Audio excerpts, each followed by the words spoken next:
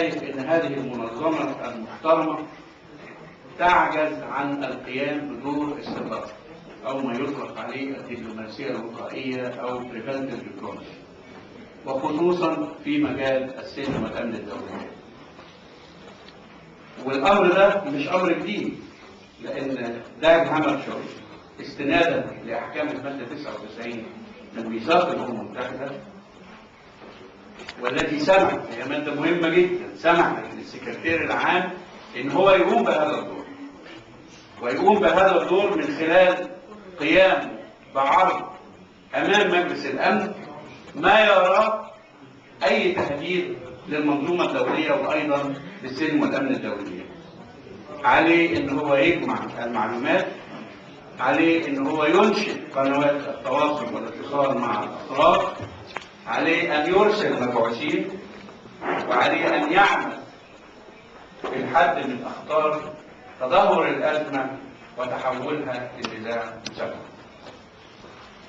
هذا الدور الاستباقي اللي حدده السكرتير العام داج هامرشولد تطور في عهد أوثان، وظهر جليا في أزمة الصواريخ الكوبية النووية الكوبية، وهذا الدور أيضا قيعه فريد ديكويلر عام 87 إلى سياسة الأمن الإنساني Human Security، وأيضا قام الدكتور الثاني بدور كبير جدا في نفس هذا الطريق من خلال تقديمه للأجندة وتنفيذ اللي هي أصبحت الحقيقة ركن كبير جدا من أركان هذه المنظمة.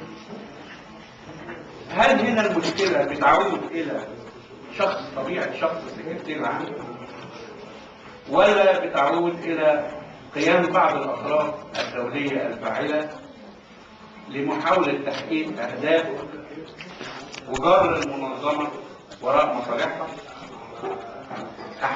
تحقيق أهداف لأطراف معينة، وخصوصا إن إحنا بنشهد حاليا خلاف في الرأي وفي العرف وفي المصالح حول بعض المبادئ والمصطلحات التي لم يستقر عليها الرأي الدولي بالتوافق والاتفاق. منها مثلا مسألة التدخل الإنساني. ما هو المقصود بالتدخل الإنساني؟ ومن الذي يقول أن التدخل الإنساني مطلوب في هذه الحالة وغير مطلوب في حالة مثلا أخرى؟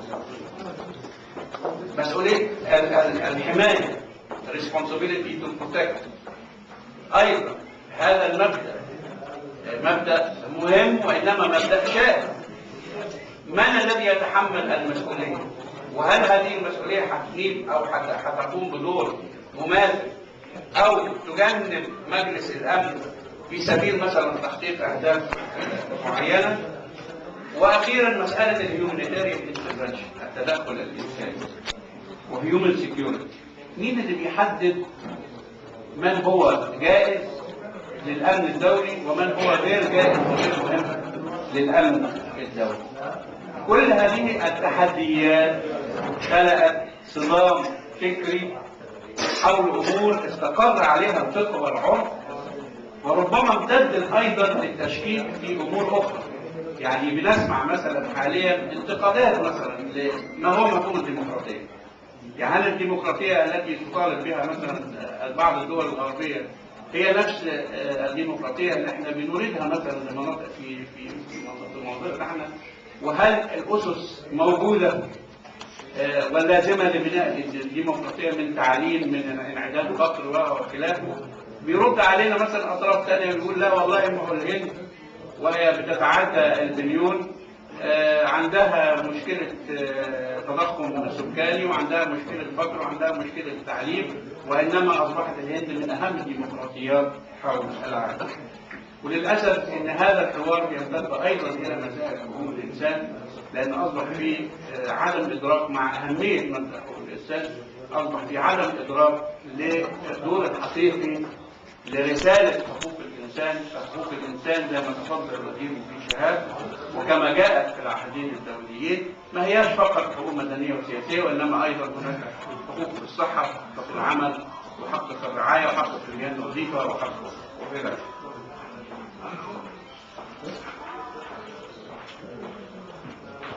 أخشى وأنا بقول هذه التحديات أن يكون هناك يعني أمر أنا بلمسه حاليا، التنازل عن السيادة أصبح ما في شك مطلق لتنفيذ هذه الآراء أو هذه المعتقدات أو هذه المبادئ ذات التدخل الإنساني. لكن اللي أنا بحذر منه هو إن الفكر اللي بيربط بين غياب مفهوم الدولة، غياب مفهوم الدولة، ونفس هذا المفهوم الموجود حاليا لدى بعض الفكر المتطرف والإرهابي، والتي تقوم على تحقيق أحلام معينة زي أحلام الخلافة مثلا، دون أي اعتبار ولا احترام لمكونات الدولة وسيادتها الإقليمية وحرمة حدود الدولة وخلافها. هل هذا collusion of interest تلاقي مصالح؟ لو كان بين الدول الكبرى وبين بعض هذه المنظمات فأنا بأحذر من التعدي على هذا وعلى الكل ان هو يراجع مردود هذه المبادئ على الواقع المتغير اللي احنا بنعيشه اليوم. دور السكرتير العام في مواجهه التحديات مفيش شك ان هو تآكل. دور السكرتير العام في اخذ زمام المبادره ايضا تآكل. مش كفايه ان انا اقول لا السكرتير العام مظلوم لانه في غياب للاراده السياسيه political will. استمعنا كثيرا ومرارا وتكرارا لهذه المقوله، لكن ما يصحش يكون هذا هو الشماعه اللي احنا بنعلق عليه اخطاء المنظمه، واخطاء المنظمه في اهمال قضايا معينه.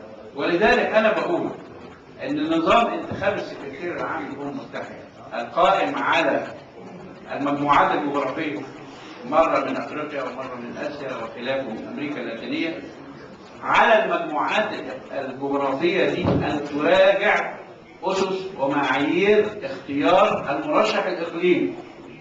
يعني لازم لما يبقى فيه الدور مثلا على أفريقيا أو لاتين أمريكا في المرحلة القائمة، لازم يبقى فيه تفاهم. أنا هختار المرشح الإقليمي ده اللي أنا هقدمه باسم أمريكا اللاتينية على أي أساس، ويبقى فيه مثلا هذه المواصفات وهذه القدرات وخلافه، لأن فيه يعني بدون أي حديث عن السكرتير العام الحالي أنا أرى هناك اضمحلال وضعف في دور السكرتارية في إزاء المشاكل الدولية. نمرة 3 مسألة ازدواجية المعايير، والكثير تحدث عن القضية الفلسطينية، وأيضا تحدث عن توظيف الفيتو الأمريكي لغرض واحد بس، وهو خدمة الأمن الإسرائيلي. وإنما ده مش كفاية الحقيقة، لأنه لما فشلت المجموعة العربية في 30/12 في تبرير قرار في مجلس الأمن يطالب إسرائيل بالانسحاب خلال 3 سنوات والتوصل بالتفاوض في الأسباب.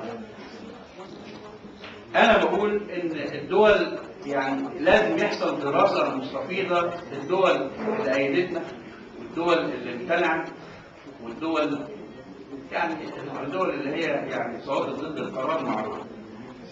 لكن لا يستقيم أبدا حتى لو كان مجلس الأمن غير زي ما قال السفير العربي النهارده الصبح ودخلت 5 دول جديدة، إن أنا أنسى اللي حصل يوم 30/12 وما أخدش العبر والدروس المستفادة من مواقف هذه الدول. يعني الأرجنتين، تشاد، تشيلي، الصين، فرنسا، الأردن، اللوكسمبورغ، روسيا، هذه دول أيدت القرار.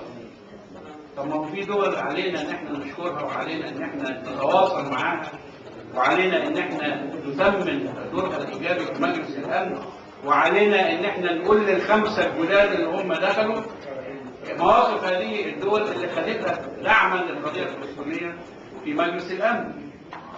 وبعدين أقف عند الدول الممتنعة، نيجيريا ورواندا، ما حدش يتكلم، محدش يتكلم عن يعني جت في بعض التصريحات ان هناك بعض الدول صديقه وبنندهش وبنستغرب.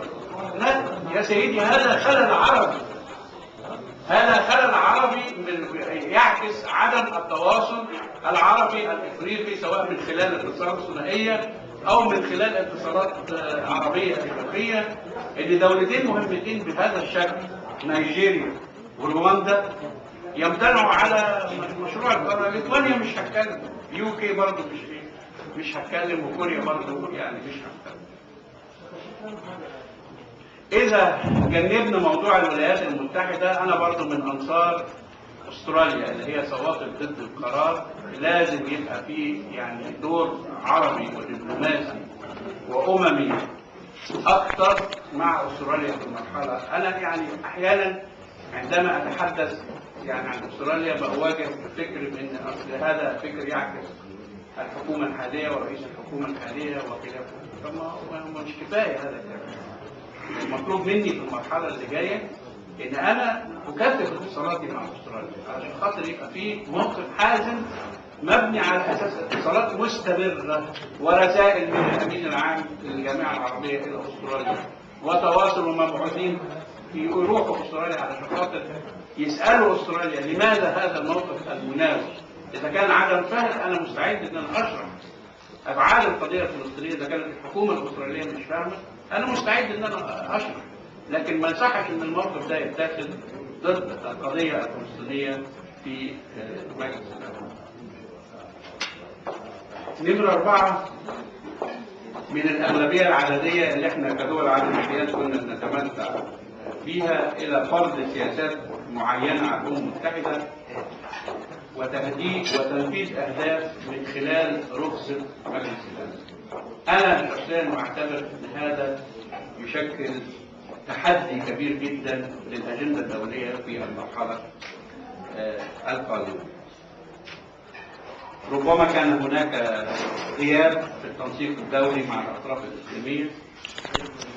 ربما كان ضروري أن يبقى في حوار استراتيجي بين الأمم المتحدة وبين جامعة الدول العربية وبين جامعة الدول العربية وبين المنظمة الأفريقية وخلافه، لأن الحقيقة هناك قضايا حاليا عابرة للحدود.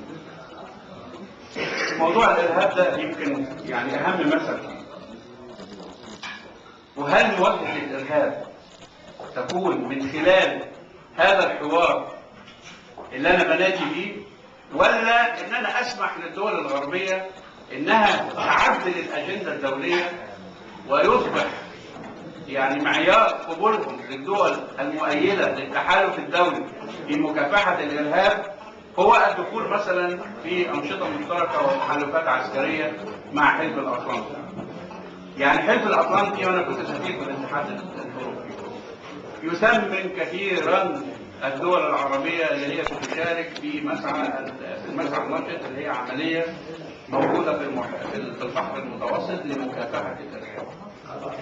وعندما نقول أن مصر بتنظر إنها تتعاون مع عملية المسعى النشط on a case by case basis، يعني مش بلانكت أبروفل، يعني ما هواش يعني أي حاجة الأطلنطي عايزها في المتوسط أنا أعملها. لا يا سيدي، أولا اشرح لي إيه أبعاد العملية اللي موجودة